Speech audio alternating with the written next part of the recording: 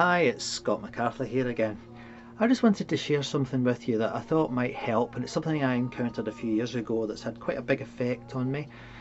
It all started maybe 10, 11 years ago with a brilliant podcast which I've mentioned before by Krista Tippett, and it's called On Being. And one of her libraries, and if you've never looked at it, it's beautiful. These libraries are packed with wonderful information and stories and poetry and science. But one of her libraries is called Words Make Worlds.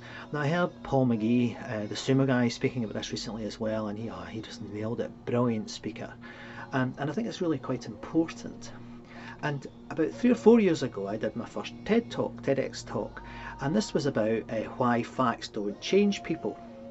Now, the key premise of that was, you need to begin by listening to the experts. So in this context of the coronavirus, we have to listen to the scientists, and we have to think about what they are saying and what they recommend us to do. And sometimes governments are a bit slow in doing that, as we've probably seen here in the UK. Things are improving though. However, if you look at the media this morning, this is taken from the BBC website, there are people still cramming into trains. Now that could be for a number of reasons. It could be there's not enough trains so people can't spread out.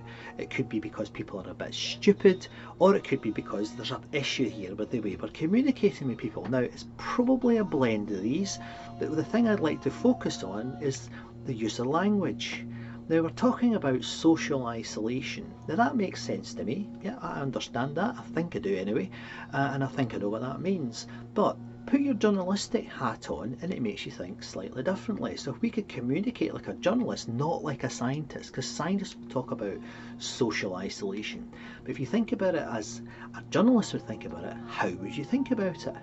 Well, they would reframe it, and perhaps they would call it physical distance rather than social isolation. Now that right away creates a different perspective in your head.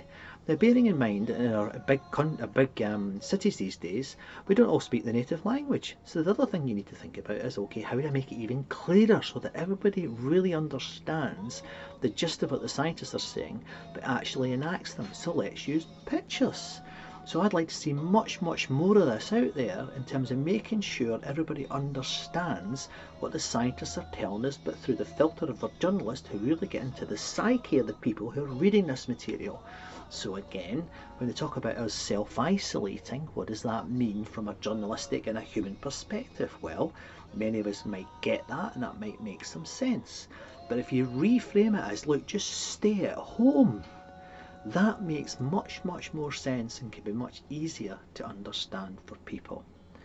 So to end with where I began this short piece on being, and Elizabeth Alexander, who's a poet who wrote part of President Obama's 2009 inauguration speech, said this: "We encounter each other in words, words spiny or smooth, whispered or declaimed, words to consider, reconsider."